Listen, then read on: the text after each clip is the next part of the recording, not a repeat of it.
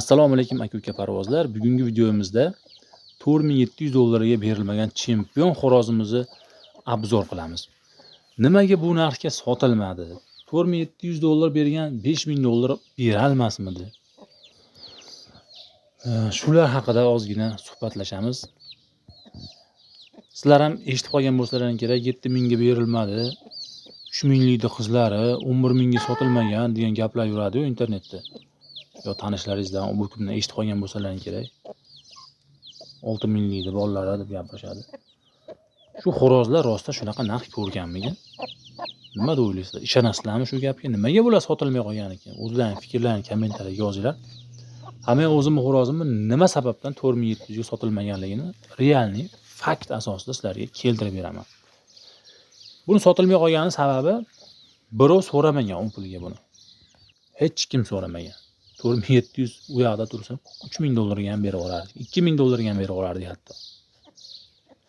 Menimcha o'sha xo'rozlarning ham sotilmasligining sababi ularni birov bu narxga so'ramaganligi.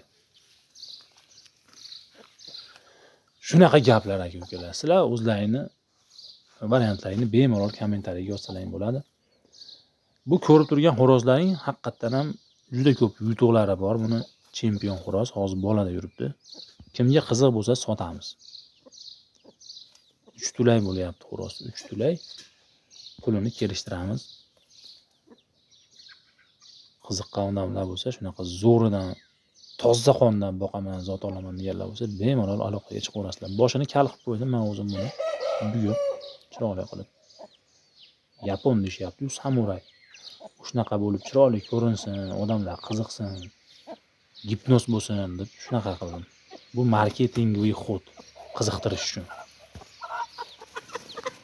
Lekin xo'roz haqiqatan ham cho'tki. O'zdan ko'rib turibsizlar bu qo'shin. Hamma yo'g'i kelgan rostdan ham. Endi o'zi aytib turibdi, buni maqtash kerak yo'q, bir xillarga o'xshab sotish uchun har narsalar deyishni hojat yo'q.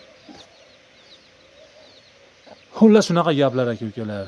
Keyingi videolarda ko'rishguncha xayr sog' bo'linglar. O'zlarini ehtiyot qilinglar, chempionlarni boqib, olib borib o'ynab yutinglar doim. Obuna bo'lishni unutmanglar.